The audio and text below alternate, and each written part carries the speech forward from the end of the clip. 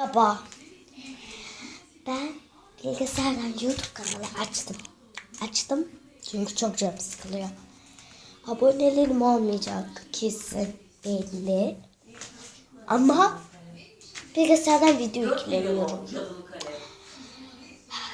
Duyuru da yapamıyorum. Arkadaşlar ne olur tabletteki YouTube kanalı açın. YouTube kanalı küçücük ama kafam acıtıyor. Tamam. Şimdi bugün ne yapacağız? Bunları tanıtacağım. Merhaba, şimdi açalım. Çünkü de bir zaman makinesi bu. Burada hastayım. Öksürsem özür dile. 10. kitap burada. Şimdi bakın.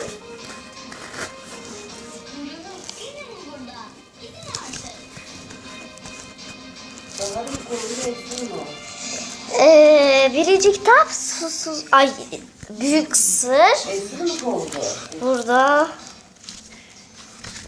Bu birinci kitap. İkinci kitap. Sessiz ol. Susuzluk ikinci kitap.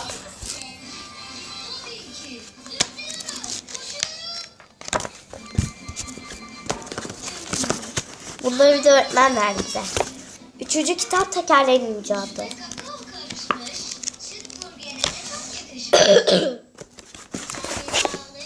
Dinozor Çağı. Bu dördüncü kitap.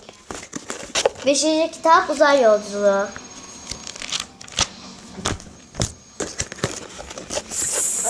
Altıncı kitap Türkçeli Yolculuğu. İlk Uçan Adam. 7. kitap. 8. kitap Telgrafı Buluşuyor. 9. kitap Elektriği Keşfi. 10. kitap Geleceğin Doğasına Yolculuk. Bunu daha okumadım. Aslında okudum. Yarısında falan kaldım. Şöyle koyalım.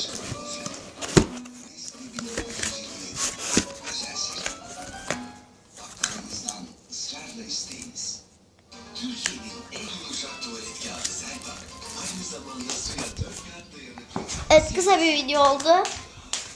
Video beğendiyseniz like tuşuna basmayı, beğenmediyseniz dislike tuşuna basmayı unutmayın. Abone olmayı, yorum yazın. Hoşça kalın.